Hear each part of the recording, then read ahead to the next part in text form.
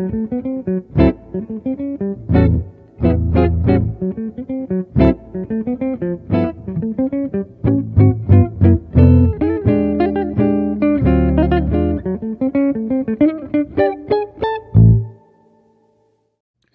everybody, it's Ron Jackson, and welcome to Keeping Tabs with Ron Jackson.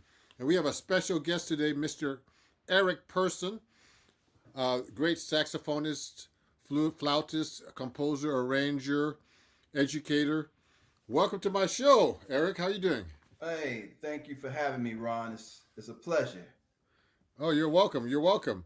And I really appreciate you coming on my show. And we're going to be talking a lot about your career, your life, and what's up and coming in the near future, and all that. So Eric, I want to ask you a question. I've known you for I've known about you for a long time actually, Hmm.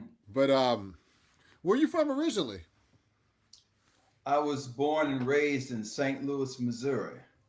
Oh wow, wow, Yeah. and oh that's great, and it's actually funny because I only been to St. Louis maybe once, actually a couple of times. Yeah. And how long ago did you move to New York from St. Louis? I actually moved to New York. I just turned age 18. I'm sorry, Really, 19. 19. really? Yeah, I moved here in 1982. Wow, before So, me even. yeah. Wow. Well, we have our friend. So you can look at the comments. Mhm. My one of my big fans, Rodney. People are going to be chiming in while Mhm. we're talking. Oh, cool. He's a new fan of yours. He was waiting for this Okay. podcast. So Rodney's a great supporter of mine, and he's out in San Diego. And Okay. I actually met him at the NAM show. So he's been waiting to watch you. Hmm. He loves the podcast. He's actually appeared on this podcast. Oh, great. Cool. Yeah, yeah. So yeah, so you came here. So did you come here to study, or what did you do? I actually was, you know, having a very fruitful playing experience living in St. Louis. I was working with quite a few different groups. I was in before I graduated high school. I was in the Normandy High School band program, and I took part in all the different groups there. You know, the marching band, the symphonic band, jazz band. I was in the Hmm. Norseman, the top jazz band, and but I was itching for something else. You know, I was like, actually, I was starting to compose at age probably 17 or 18, and I was just ready, feeling like I wanted more, and wanted to develop my own playing, my own music.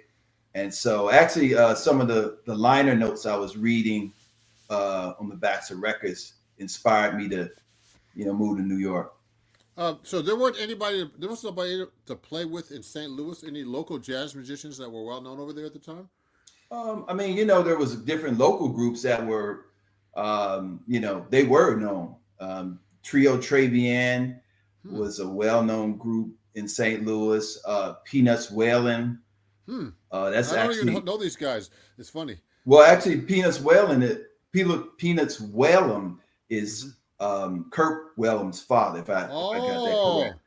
Yeah, and it was some other local heroes. I mean, they might have not been known as Hmm. much, but they were, you know, local heroes. Yeah, that's so. St. Louis is considered is it the Midwest exactly? I'm trying to Yes, figure that. Oh, yes, okay. it's right on the Mississippi River. Interesting. And a Yeah, lot I'd of like. music. I'm sorry, a lot of music actually came up from New Orleans or down the Mississippi. So How far is New Orleans from St. Louis? Actually, I don't even know. I really don't know myself. Oh yeah, yeah, yeah. No, that's interesting though, because I never thought about it that way. So yeah, I only know the St. Louis myself is from when I played there with this guy named Morcham, who Oh yeah, I know more Cham. Yep. and his and I played over there once with him, and it was interesting. And then I Yeah. played there actually a couple of years ago. At this place called Blue Strawberry. So Yep. yeah. So what? So you came to New York. So did you know anybody when you came to New York when you first came here? I mean, I only knew a few musicians. And actually, some of the musicians who I knew had moved back to St. Louis. And so actually, it was a lot of stories of guys who would say to you, yeah, I lived in New York, you know, yeah, New York is bad. And it'd be like, oh, yeah, well, how long did you live there? 6 months. So it Why was would a they lot. come back so early? Why? I mean, you know, New York, you know, New York is a different animal. You know, you have to really be clear, I think, what you want to do, what you want to accomplish. So I think a lot of guys didn't, you know. So Yeah, New York, man. It's like, how was your so anyway? How was your experience getting to when you first got to New York? Did you start playing immediately? What happened? Did you I have any mean, I friends? was, Guys? oh yeah. I mean, I wound up working with a number of different groups early in my years of playing in New York. And I wound up, after a number of different groups I played with, I wound up playing with Chico Hamilton Oh wow! and then Ronald Shannon Jackson, you know. Oh wow! So I got around quite a bit with some guys I knew, like Joe Ford and Oh, I know him. yeah, Ronnie Barrage and guys Wow. like Kelvin Bell, you Oh know. yeah. So you got to play in town and tour with those guys?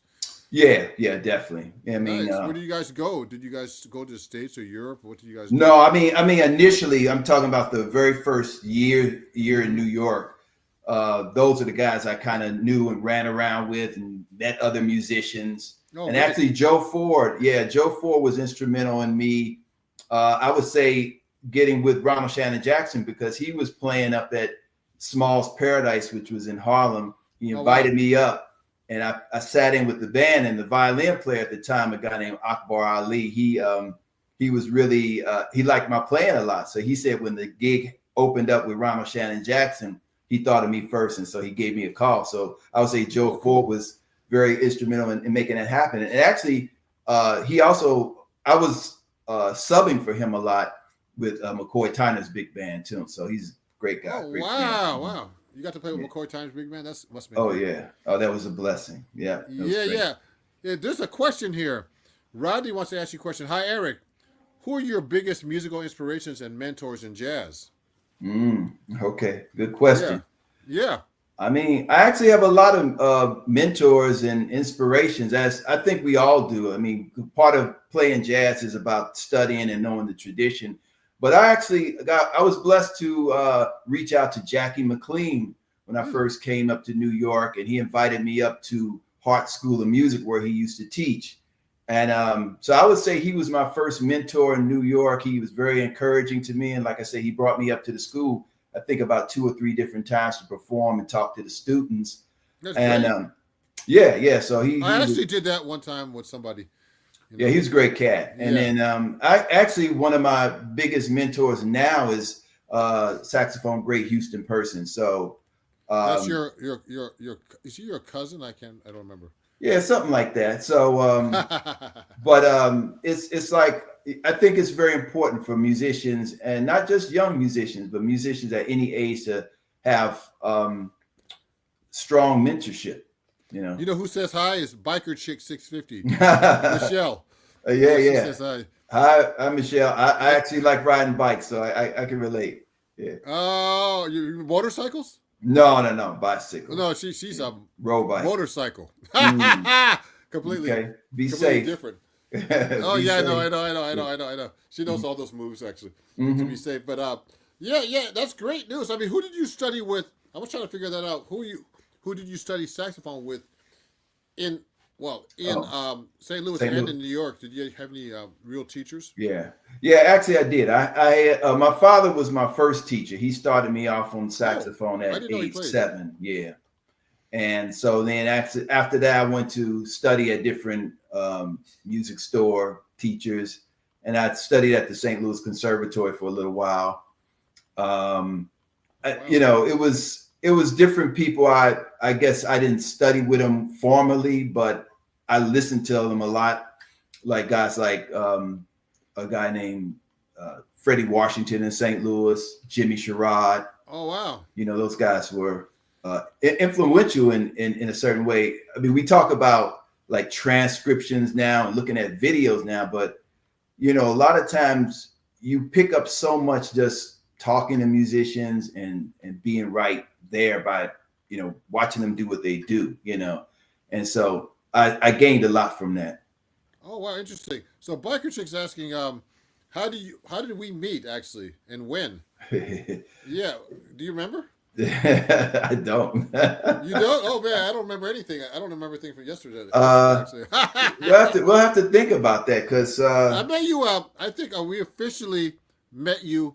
Well, I mean, we actually I never played with you before. I think, but it was at Tony Middleton's event. You know. oh, that's Private it. event. Yeah, That's but it. is that the first time I actually met you though? That's it. Yep. Yeah. Yeah. When we performed out at this appreciation party out in New Jersey with Tony Middleton, the vocalist. Yeah. Mhm. Yeah. So yeah, that's interesting.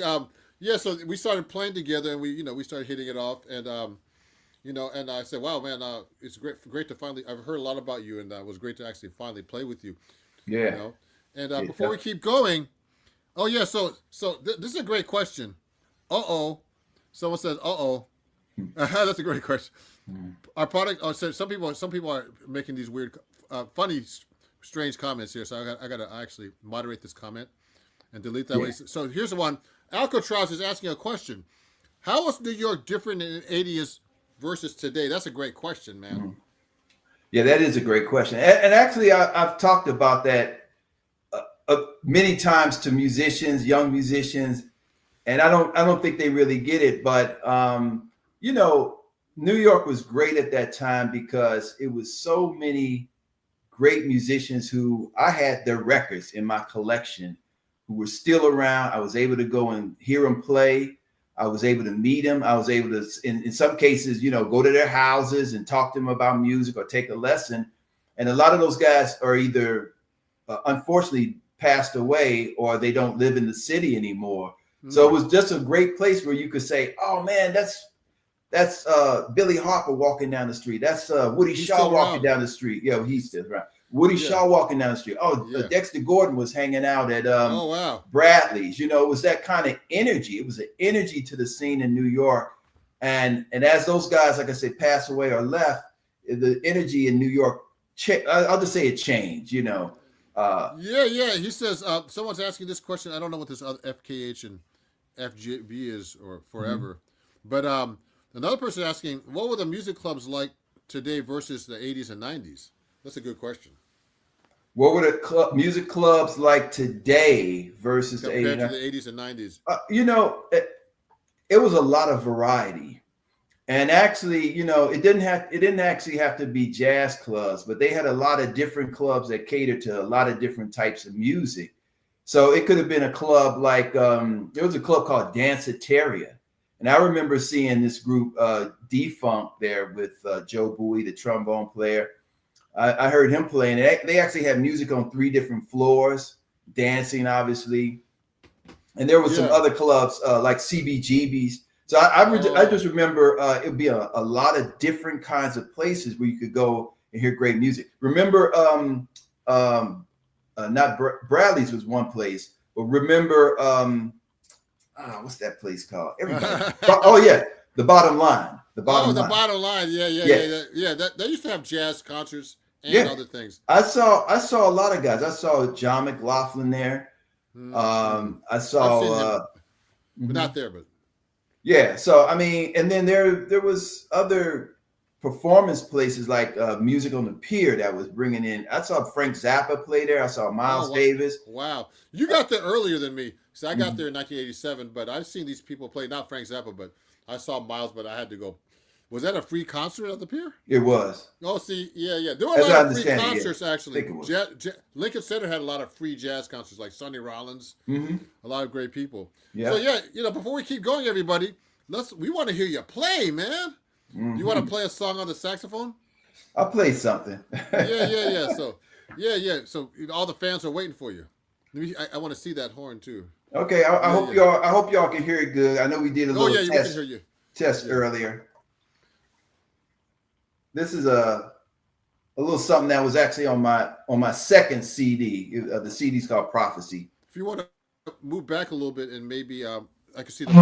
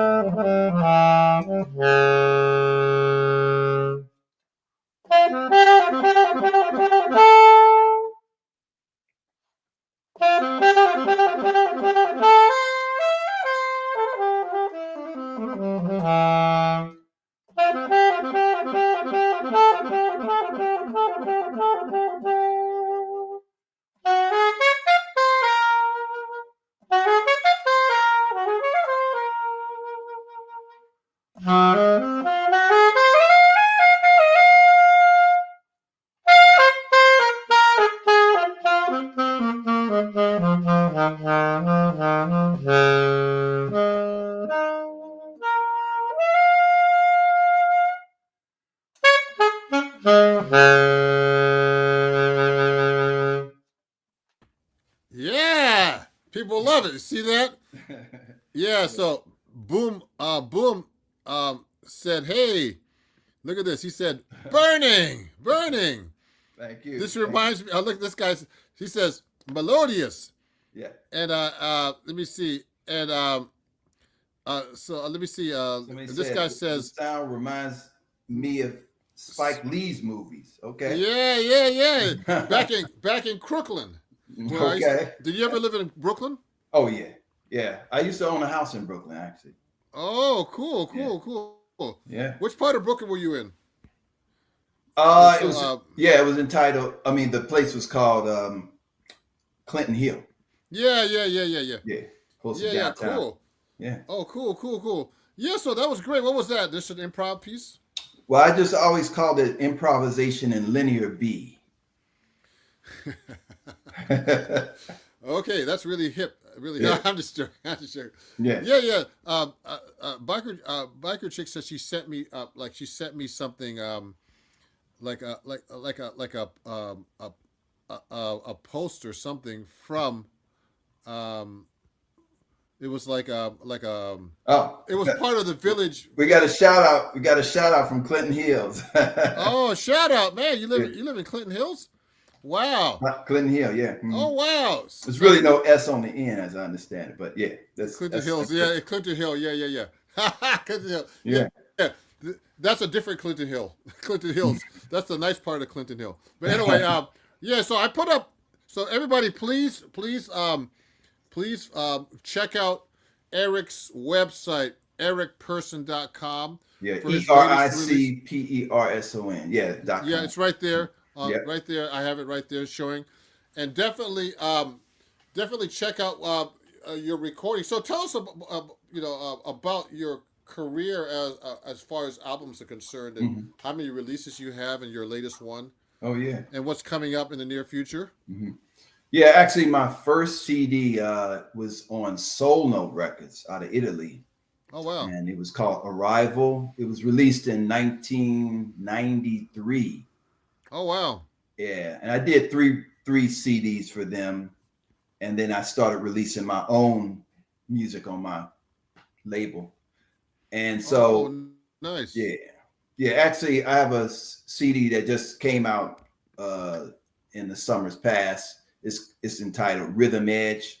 It's a reissue of my 8th CD, and I have another record or CD, record album CD that I'm in the studio actually doing the same thing. I'm remixing, editing, remastering it for release. And that CD, that was my 4th CD, and that's entitled Extra Pressure. And nice. I'm actually planning my next release, which should be a record with the great Houston Person, and we will title it Person to Person for our group that we have together. So, Oh, yeah. nice. Oh, nice. And so everybody, just so you know, if you're watching as well, we have a show coming up together at the Zinc Bar on Tuesday, April 8th. Yes. 7 p.m. and 9:30 p.m. show. 7 and 8:30. Excuse me. In New York City. Come on by and check us out. We've been playing together for a few years now. We have some shows that we played together recently. Yeah. And also, let me look at these comments here again. Hold on. Big up Brooklyn. Yeah, Crooklyn. Let me see. Shout out from Real People. Add the S. What is that? Real Brooklyn people add that. Okay. Congrats. You are a great artist. Look at that. Look how famous you are already. And he says, so also my fan Rodney and my moderator here, he's asking this question. Can you share some of names of jazz guitarists you played with during your career? Ron Jackson. Who's that? I'm trying to keep tabs on you, man. Okay, keep going. Well, one of the well-known guys I worked alongside in Ronald Shannon Jackson's group was Vernon Reed. Oh yeah, I knew Vernon. Yeah, and we actually I actually played with his group Living Color, and oh wow, yeah, and did some other stuff with his group.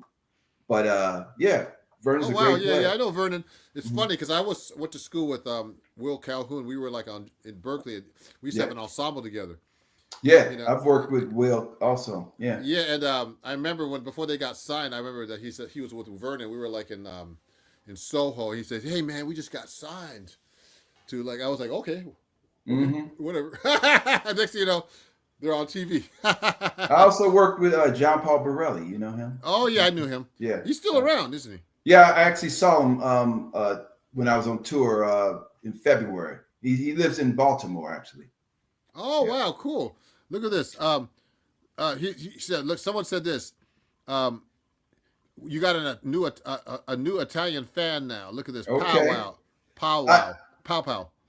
It's oh yeah, that's a beautiful thing. Thank you, appreciate that. I mean, I was about to say I might be in Italy in the latter part of this year, but I think it's actually Spain. So we'll cool. See. We'll see if I can get over to Italy. I will. And also, Fat Wet Cat loves you. Okay. Thank you, Fat Wet Cat. I like that. Yeah. And so Who doesn't like that? Biker Chick is asking, is Eric on YouTube? Yes. Yes, so I have. What's it called? Oh, it should be under my name, Eric Person. Eric Person. Okay, yeah, Yeah. check him out there. Living Color, one of my faves, she says. Oh, really? That's great, someone said. Okay, yeah, yeah. So, Yeah. great, great. So I want to ask you another question. Um,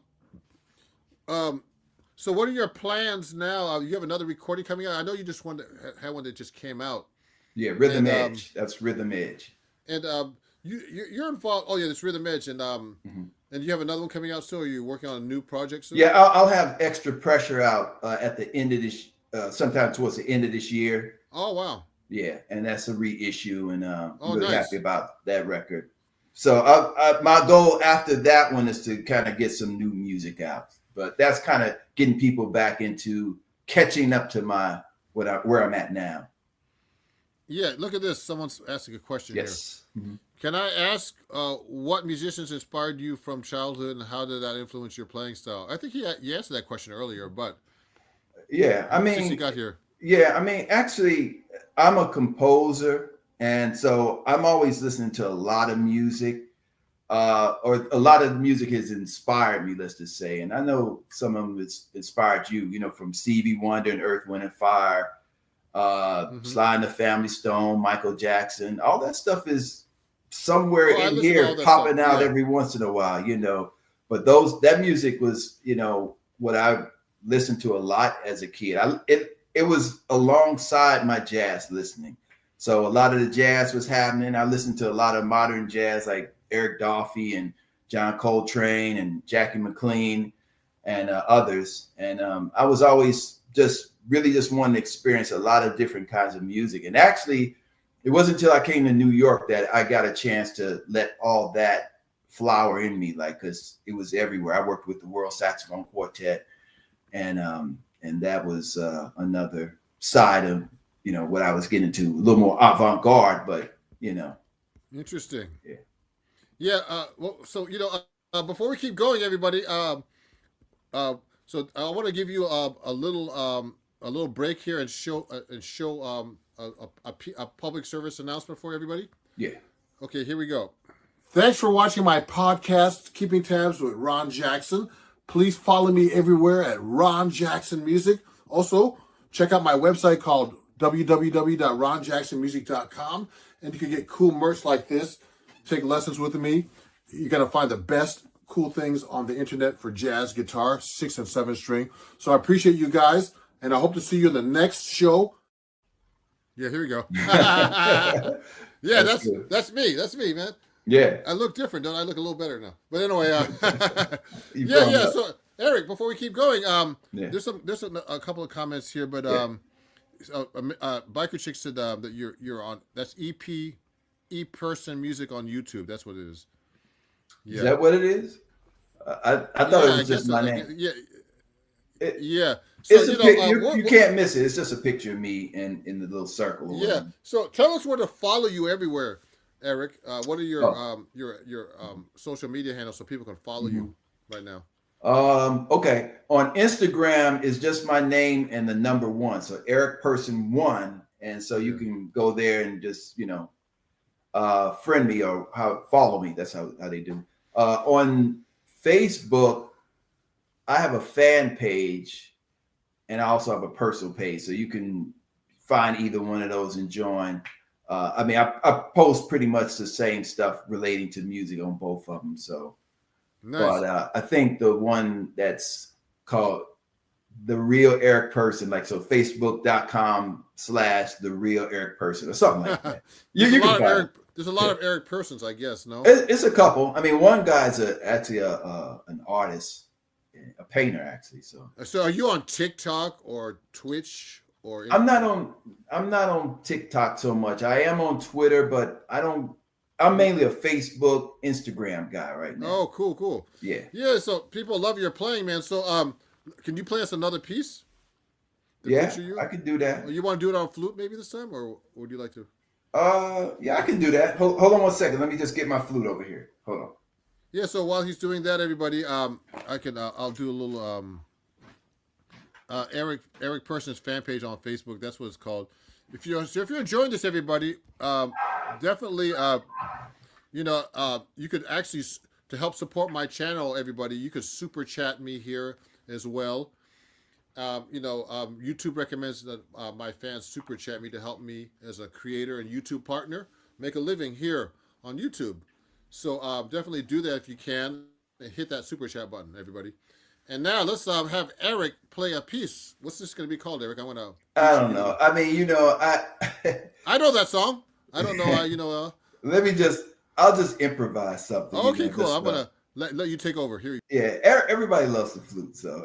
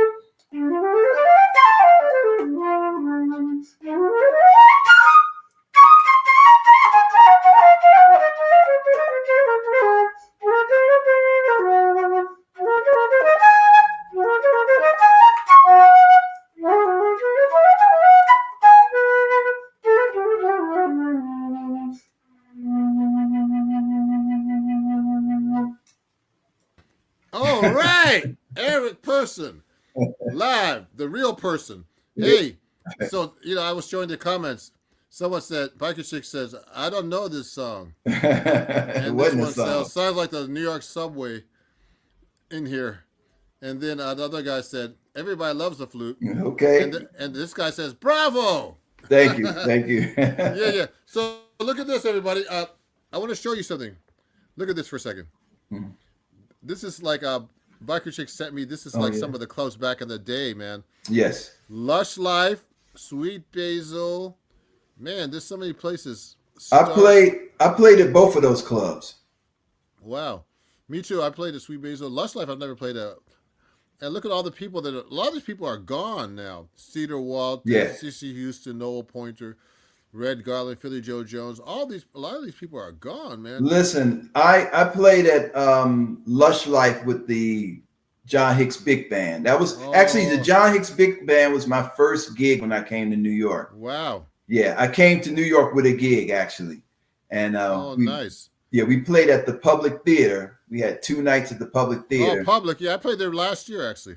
Yeah, and Yeah. then we played at Lush Life probably a couple of years later or something. But we got around. We Really? played at the Jazz Forum, the first Jazz Forum, Oh, and the Jazz Forum. Yeah. and Yeah, actually that page that you're showing is it was in the middle of the Village Voice, and it had all the jazz clubs. yeah. And I got a Village Voice almost every week because too. of that page. Yeah. Those I would go pages. check that out. That people advertise there. This is a great page, and I used to Village Voice was a place to check out what was happening in New York City back then. And then of course, the internet came. Everything's on your phone now, so you don't have that anymore. Let me remove this. There's some questions here. Yeah. Oh, so what's it like road biking in New York? That's an interesting question. You know what? Yeah. You know what? I'll tell you a question. I'll give you an answer. Alcatraz. It's dangerous. I would never want to ride my bike. I know people have Well, been hit by cars, run over by trucks. I was actually hit. It's a place in New York called Abingdon Square, and Where's it's that at? over. Yeah, it's over on the west side near. It's like right below 14th Street Oh by wow. Hudson. Yeah, right above the village. And I remember one day I was riding my bike and there was a car blocking my sight from my left, and I kind of just went through the intersection, and a truck was coming and Oh hit me shoot. like bam. I actually hit it, but Oh, you're lucky. I fell down and I got right back up, and I No injuries. actually when I hit the hit the truck, I hit it with my shoulder. I turned and so I hit the ground, and the guy stopped the truck. He came back and after I walked across the street, he said, "Are you okay?" I said, "Yeah, I'm okay." Actually, it was nothing was damaged on my bike even. I just straightened my handlebars and got back riding. But the funny thing was that where I turned my arm, the truck definitely hit me on my arm, and I didn't have any pain. No pain. You're lucky. I'm You're blessed. lucky. You're blessed. Yeah. So here's another question. What about Chaz and Wilson's? I went there as a child. You know that place? I remember the place. I think I played there before, but I don't remember that place too well. Thank you, Alcatraz. Thank you. Yeah, it was crazy. I was like, I gotta do better, you know. Yeah. But actually, I don't know that place, Chaz and I Wilson's. knew that place, but Okay. that was more like an R&B place, I think, really. Okay. Yeah, here's another thing. Eric, what qualities do you look for in a musician, especially a guitarist that's in your band? Oh, good looking. Oh yeah. Not a That's joking. I'm that's a good joking. question. I mean, somebody who listens, really listens, and their accompaniment that they're a great listener, and that if they have a really broad harmonic sense, I like those qualities in players. But actually, being able to play the blues is the essential quality that I'm looking for. You got to be able to play the blues. And if I say, man, rock out, I want you to dig in. I want you to go there, because Yeah. the jazz today is not just, West Montgomery. You have to play the whole spectrum. You have to play West Montgomery. You have to play some Charlie Christian. You have to play some little John McLaughlin. You know what I mean? So, They you call me know, wrong. They call me wrong, McLaughlin. okay. But Wrong. but the verse but the versatility and the listening quality and the harmonic openness is something that I'm always looking for. Yeah. Yeah. Someone said they were glad you were okay after you got hit by the truck Oh yeah. Definitely. because you're here now in my interview, so that's great. I've had a couple of close calls. Actually, in 2017, a guy hit me. It was actually upstate New York where I live now, and a guy hit me from behind and knocked me out. And Knocked actually, you out oh yeah, knocked me out. like I you was were I was unconscious. You were unconscious. It was one of those days. Yeah, I was unconscious. It was one of those days where it's a February day that we get these special days where it'd be like 60, 65 degrees. So I went out on riding on my bike. I was riding on this road called 9W. And I remember just riding, and all of a sudden it was like, what the? And I was out. I was out. And actually, it was a nurse who saw it. She was in the car in front of all that. And she pulled to the side, her and her boyfriend, and they tended to me, called the ambulance and the police. And the strange thing was that the guy hit me with enough force that I knocked off his side view mirror, and they used that to find him. They went around searching, and they found him at a Oh, gas it was hit station. and run. Hit Oh and yeah, run. it was a hit and run. Yeah, Oh, I hope you got some compensation. I did. I Yeah, did. good. But Oh my God! How long were you in the hospital for? they took me to the hospital. They evaluated me. They gave me some little, drugs to keep me out of the pain section. Wow, But I was just there for a couple of hours, I guess. wow, that's an interesting. Oh man, that's why I don't like riding bikes, man, because that's the reason. Yeah, You had a helmet on and everything too. I had everything on. I mean, Oh and wow. I've always been safe. You know, Yeah. at least since that thing that happened in New York. Oh no, I don't ride my bike anymore on the street, man. Oh, here's a question here. Yeah. I'm glad you're okay because you're here on my show now. Yeah. That's the most important thing. I'm just kidding. So let me see. Let me see. Biker Chick says, I assume that they also have to know their music, being able to read. It's very prominent with a guitarist that they don't learn how to read sheet music. Would you ever hire somebody like that who doesn't know how to read music? You know, it depends on the band. You know, it depends on the type of music we're playing. Like I have a project that basically plays some of Ronald Shannon Jackson's music, and that music is more open. So if that player has those same qualities that I mentioned earlier about, you know, great ears, great harmonic sense, blues, textures, versatility, I could see myself having somebody. You know, I used to rehearse with Ronald Shannon Jackson at one time when I first came to New York. Okay. You know, it was interesting. Yeah, he was an interesting guy. Yeah. So let me see. Rodney says, "Awesome, man! You got a lot of fans, man. Like you got like some new fans. Fusion is where it's at.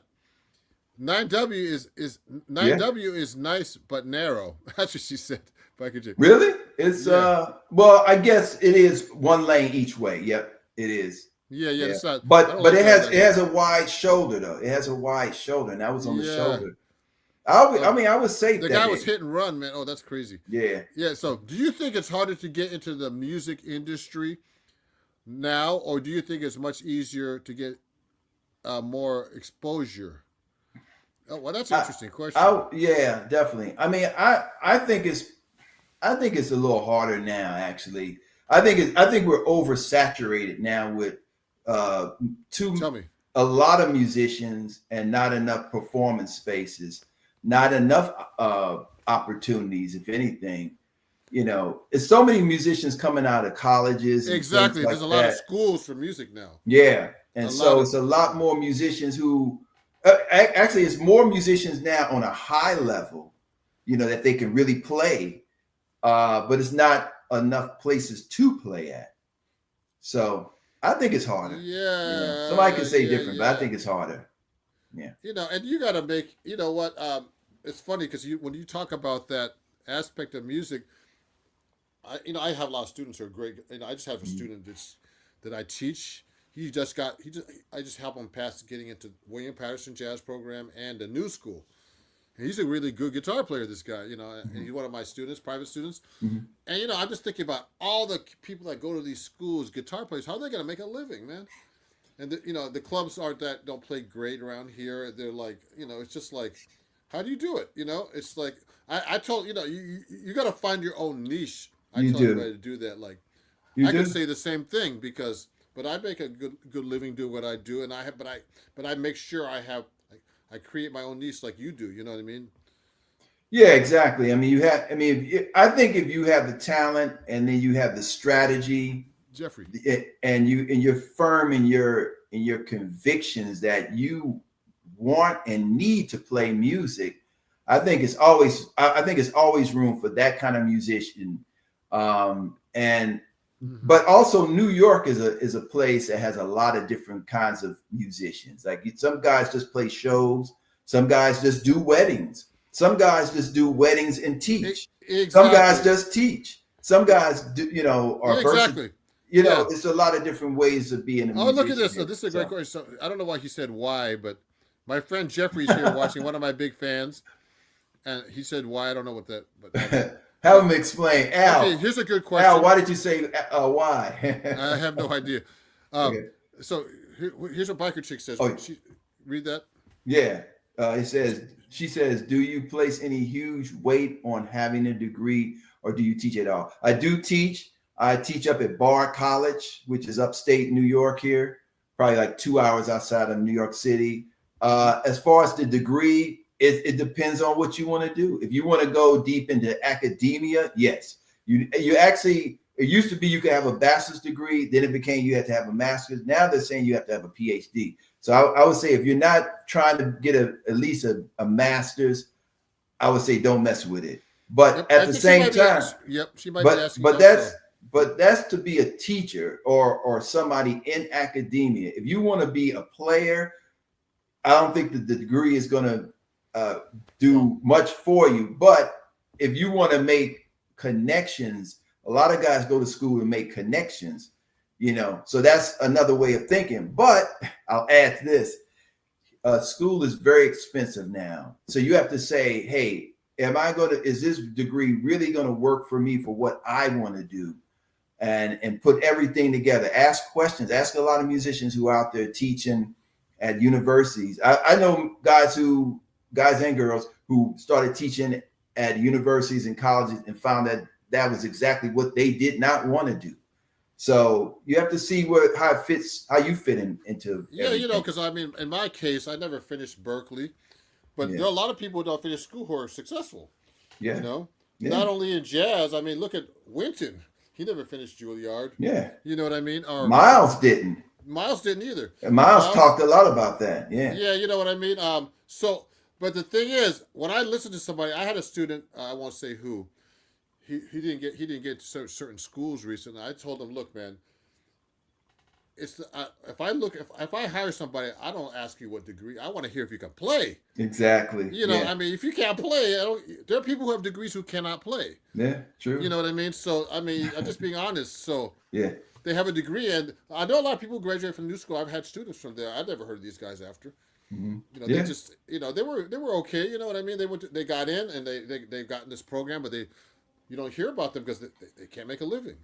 So it's like a whole different story, Again, you have to really be strategic. You have to be clear about your goals, how you want to go about making your goals happen. I mean, I came to New York with a clear picture of what I wanted to do as a musician. And even in the downtime, I found ways to continue to perform and get in the ear of guys who were actually on the scene, like these guys who were famous. Like I worked with Ben Harper, he's a rock guitarist, actually. Somebody asked earlier Ben Harper. Ben Harper, the guitar player? Yeah, he's a slide guitar player and singer. I know him. So I recorded with him on a record called The Will to Live, actually. But if you have, I'll just say one thing, even though there's less groups touring, I would say if you hear a musician and you say, hey, I really like this person, I think I could really work good in what they're doing, I would approach them, because that's actually what I did. And that's how I got the gig with Dave Holland, the bassist Dave Holland. I was given his number. I called him up. I heard that Steve Coleman was leaving your band. I thought you would be interested in what I do. And although it didn't happen immediately, I think the energy and me contacting him and my talent did make it happen for me. And I'm actually on the record of his that we did together called Dream of the Elder. So check that out, Dream of the Elder. Yeah, That's a great record. Check out. So Chuck, tell everybody before we keep going to some few more questions here. Tell them about. So how many albums do you have out right now? I have 12 CDs. Yeah, 12. Yeah. And everybody thinks it's a lot. You're gonna have a lot more than that. for how long? For our, I don't want to talk about our age, but you know what I mean. Like, I remember Miles had so many records out, man. That guy, and he didn't even live that long. So, So look at this, everybody. Musicians got to hustle on YouTube these days. So that's a great quote, but I think you got to hustle everywhere. Yeah. I use social media as a tool to, for so many different reasons, but that's one of the things I like to leverage. But there's so many ways to make a living. Yeah. And, let me see. Rodney says awesome information. Great. Someone said about the accident you had with the car. What was that? Oh, the guy was mentioning that. We talked about. We talked about two different things. Actually, you know what's funny? I've never talked about any of this stuff in an interview before. No, this is good though. It's good. I mean, it's not a secret, but this is more. I like this interview because it's organic. It's not like we're talking about things that people are irrelevant. People are asking you questions, which is great. So Bakuchik has a thing. Yes, a lot of connections can be found at these school events like Berkeley at NAMM and Berkeley Jazz Festival held by VP in Cambridge. It's a nice niche of people that have launched careers. Yes. Yeah. Yeah. School's a way of doing it. I mean, to me, it's important to to meet different kinds of people and meet people in different situations. And sometimes I go to these like networking events, and sometimes you meet people that are interesting. And I think myself as about my music. I don't know about if Mhm. you do this, but also it's also a business. So Yeah. I do a lot of business Mhm. that's with my music now. That's with I Mhm. don't know what you do, but I do a lot of stuff with my merchandise, my Mhm. different types of things. So those are different ways to getting into the business. Of Mhm. marketing yourself to everybody. Oh, So I would like to add, we're talking about making connections, and actually, it's funny. Like a lot of interviews you hear, you don't hear people talking about that. But like going to the NAM show, like you might bump into all kinds of musicians all across different genres of music, all and kinds of again, everybody. yeah, and again, if you see somebody and you like their music, and like you can politely come up to them and say, hey, I'm a musician and blah blah blah. And if you could get their ear, it could be the beginning of something great. And then also the thing about going to college, I know that a lot of the professors who are great players, they'll be like listening, they'd be like, hey, I can actually use you on a gig. So Yeah. a lot of careers come out of that kind of Yeah, interaction. yeah, yeah. Of course, yeah, of course. A lot of people I know from Berkeley, I still associate with too. You know what I mean? And and people in New York. Yeah. So this is a great conversation, everybody. Hey, this one thing. Ben Harper, uh, He was Biker on the Chick said cover Ben. of, It was on. Acoustic Yeah, Guitar. Okay. yeah. I write for that magazine actually. Okay. Yeah. I mean, great. He's a great slide guitar player. Yeah, yeah. So And yeah, let me yeah, show you this comment right here. You mentioned a precise playing. Can you be eclectic in your playing, i.e., different genres? Sure. yeah. I mean, I think actually there's guys. I think it's fewer people who are specializing now. So I think it's important, especially if you're even a rhythm player, piano player, guitar, bass, to be as versatile as possible. You have to know all those grooves. So I think being able to solo fluidly in all those different across those genres is important. Yeah, yeah. Interesting. Yeah. And let me see. It's always I'm always surprised how much more money on merch versus CD sales or door money. Yeah, Alcatraz. I guess you're a musician that does this that has a band, and So when we talk about this kind of stuff, everybody, I mean, I'm into like marketing and selling merch and that kind of stuff, and I think it's important. Sometimes I'll sell more. I'll make more money selling the merch than on the gig. Actually, I'm serious. When I perform now, that's why I purpose. I don't know about you, Eric. That's why I purposely print vinyls because Yeah. you make a lot more money when you sell vinyls. Well, you're inspiration to me in that regard. You're the king of merchandise. Hey man, what's up? Yeah, exactly. I mean, I'd sell my CDs, but you got the LPs, the CDs, the hats. You got all kinds of The stuff. shirt, the Yeah. shirts. I need hats actually. Because it's kind of, Well, but I had to buy one well. from the Grammys here. Oh yeah. Well, we're going on the road in September together, Yeah, so we'll be selling both of our merchandise. yeah, yeah, yeah. So merch is just like a one part of the business. Let me see something. Yeah. Okay, here. Oh yeah. So look at this.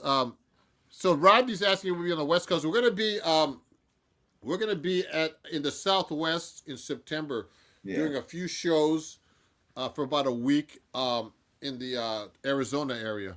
So if you want to come see us, Rodney, it's kind of far for you, but he's in San Well, Diego, well, Rodney. So we actually haven't finished. We haven't finished booking the tour. We're supposed to be out from September 17th, and like Ron said, we might be out a week. If we get more dates through, let's say, New Mexico, and if we get something yeah, really good so. in I hope California, so. we could go out there. We'll see. Yeah, yeah. I want to go to Mexico. Forget New Mexico. Okay. Yeah, right. Yeah, yeah. So okay, look at this. I am a bum. You need some weed. Oh, okay. No, we don't want to read that one. Okay, resample. Can I resample your work and make beats? So as God sends it. If you want to, man. That's a controversial subject. I mean, in all honesty, that's a controversial subject now because of some things that are happening on like some of the platforms like Spotify, where they can take parts of your music or whatever, use it in something else, and not give you credit or money for. So that's something that we're going to have to come to grips with more in the future. But I mean, if I'm asked for permission, you know, I think it's possible. I actually have some things that I definitely hear some other beats being put under it. Like I have a bass line on a tune of mine on that record I mentioned earlier. There's a whole thing about Prophecy. that, actually. You could just make beats and start selling them, and you know, samples. And I gotta actually do that. That's one business I've got to get into. But there's so much stuff to do, man. It's just like I can't keep up with this stuff. You know what I mean? So I have my own, you know, my own digital downloads I have on our website that I have them on Patreon with my patrons like Rodney here. Yeah. And it's just like so much involved. I can't keep up with this stuff, man. Yeah. I have my own podcast with famous people like you. You know what I mean? Yeah. I don't think we've seen anything yet in terms of where it's going, like AI. I just feel like we spent so many years trying to protect our copyrights of our music that should be respected. And I feel like they're making it where, like, if you sign onto a platform, you're signing away your rights. And I think they should always have to come to you direct to say, hey, can we do this with your music? And if you say no, I think that's a no. Oh yeah, interesting. Yeah. Yes, there's a couple of things here. Everybody, so we're gonna be finishing up soon, but a couple of public service announcements.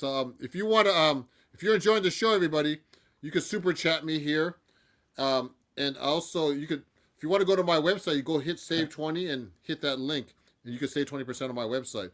Now, someone's asking this, where do I get a custom guitar like mine? My custom guitar, it was handmade by Wyatt Wilkie, so you could check that out on my website. This show is really about Eric, though. Yeah, how much do you sell IPs for? What are IPs? IP addresses? I don't know. I don't know what he's talking about. And he's in Europe. Oh no, LPs. LPs. Yeah. Oh, LPs. I sell them for $40, like the big, this big one here. Everybody, I'm getting this reprinted. I sold this out, and I sell these for $40, and they sell like hotcakes because people love this. You know, it's really colorful.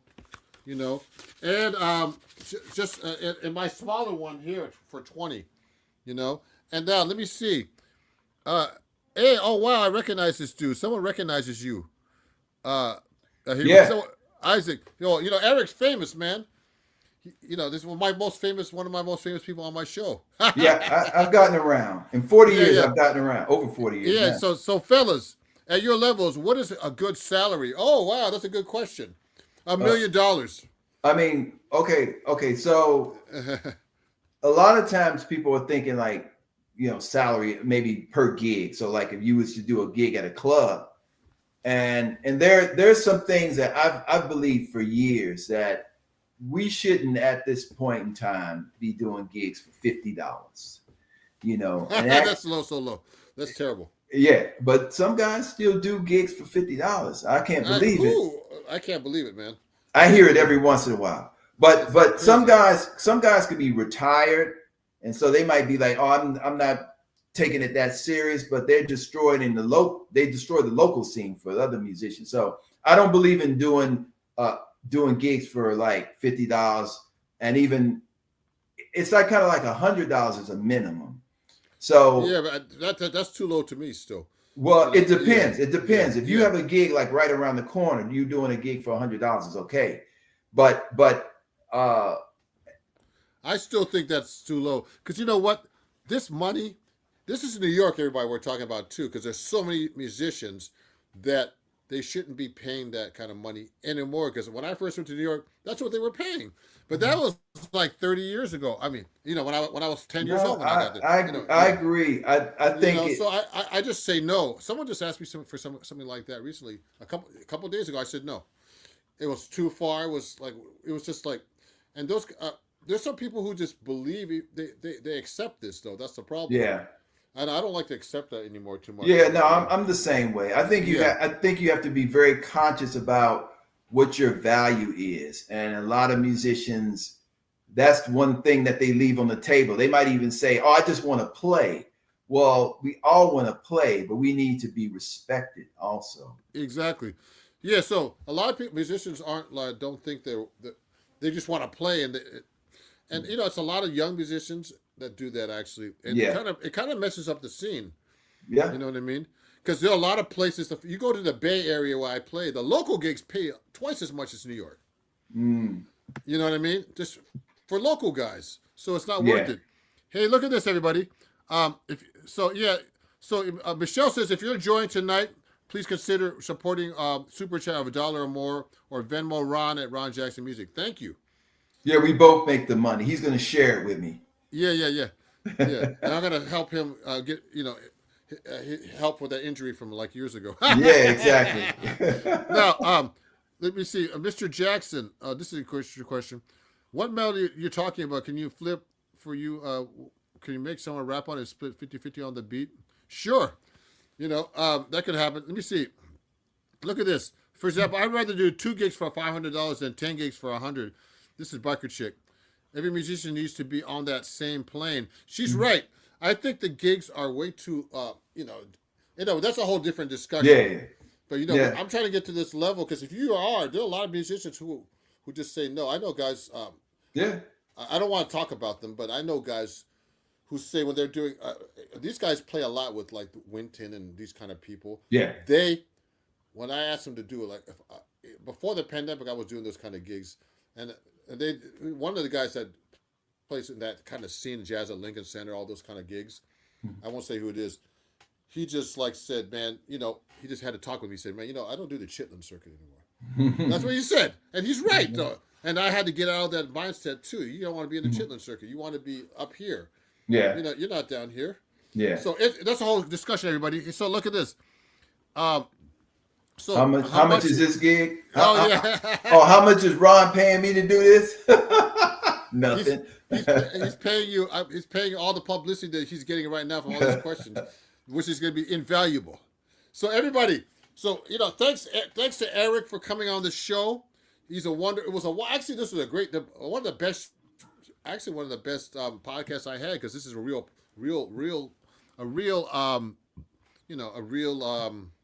discussion that we had here. Well, I'll be glad to return. I mean, I can talk, and I got more stories. I got all kinds of stuff. So we have a bunch of stuff coming up. So we have the zinc bar. Let me show you this. I'm gonna let me find. Let me just mention before Ron's going to tell you guys about a gig that we have in New York City this April 8th. I would just want to also mention that I play every Friday at a place called Albert's Bar. It's at 140 East 41st Street in Manhattan. And I play from 3 to 6 p.m. every Friday. If you want to come down, it's no cover. It's great food, great drink. It's a great place. It's not a tiny place. It's actually a big place. And if you want to come down and make sure I'm going to be there, just go to my website, ericperson.com, and just make sure that it says, oh yeah, he's going to be there that particular day. Because sometimes I might have another engagement, or I might be on tour. So I have somebody else play. Somebody will be there, but I might not. So always check my website first. Are you on Bands in Town? You're on Bands in Town because I tagged you actually. Yeah, I do. That's a good place, everybody, for you to post your stuff and also to track where someone's playing. It's really important. That's a really good site. They are marketing their tour Albatross. I don't know what she said.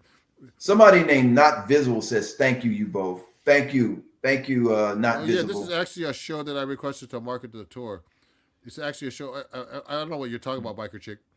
Thank you. This is my friend and my patron, Rodney out of the California wants asking about us coming down there. Thank you to both. It's at least tax deductible time spent on marketing the show. Oh my God, Mike Tyson. Someone said Mike. Who was that? People said stupid stuff. Let me show you this poster, everybody. Watch this. So that's our poster. Yeah. For this coming Tuesday at the Zinc Bar. Come see us play. And also, I'd like to thank Biker Chick for making this great poster. It's also our tour poster for the fall. In the Southwest and maybe other places in September, starting September 17th. So you guys can come see us. If you can't see us, send your friends who live over there. Okay. And so that's the show that's coming up. And thanks, everybody. Yeah, April 8th in New York City at the Zinc Bar. Also, I mentioned Albert's Bar, but I want to mention one other gig I'm doing in April. I'm doing Smalls Jazz Club in the Village on April 24th, 2 sets, 7:30 and 9. So come on out. Come on out. Oh, cool. Yeah. And someone's asking, can I ask you, do you play in England? Oh, yeah. We play everywhere. If you have a gig, we'll come over there right now. Yeah. I mean, I've played in England quite extensively, but it's been many years. Me too. I have too. Yeah. It says New York Stories. It's called New York Stories featuring Person and Jackson, coming to a town near you. Yes. Yes. Yeah, so Eric, it was really a pleasure, man, having you on the show. He's in Manchester, man. Yeah. There's a lot of men named Chester in Manchester. I have a friend who's moving back to Manchester in May, actually. So I might come there and visit one day soon. Cool. But yeah, I like playing in England. It's just expensive over there. Every time I'm in London, I'm like, man, how do they do it? Yeah, they're rich. Anyway, yeah. Yeah, great, man, Eric. So I'm looking forward to playing with you next Tuesday. It was great having you on my show. Thank you. And we're going to finish up. I'm going to show you a banner, everybody, before we finish up. And then we'll see you guys, very soon. And remember to follow Eric Person everywhere. And you have some new fans now on YouTube. You can rewatch this podcast anytime you want, everybody. This is like my 13th or 14th episode.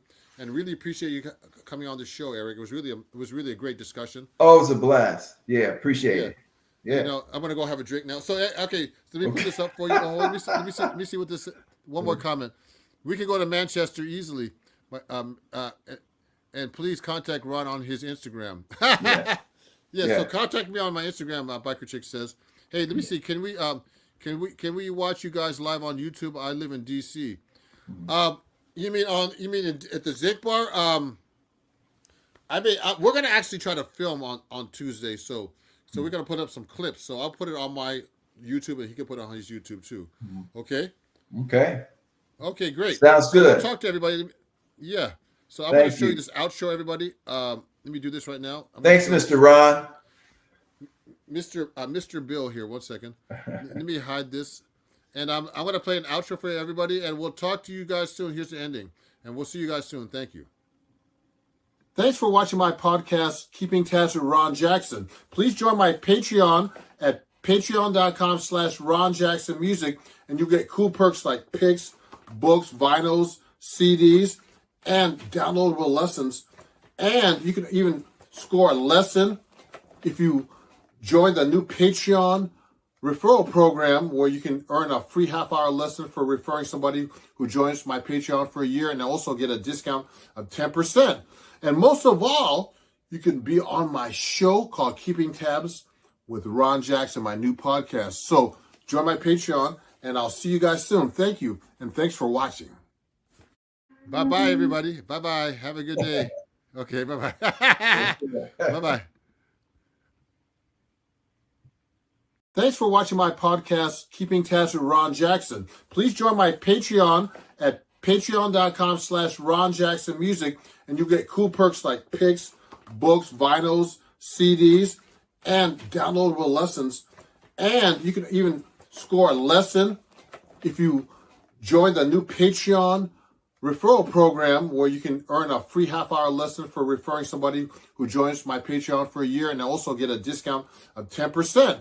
And most of all, you can be on my show called Keeping Tabs with Ron Jackson, my new podcast. So join my Patreon, and I'll see you guys soon. Thank you, and thanks for watching.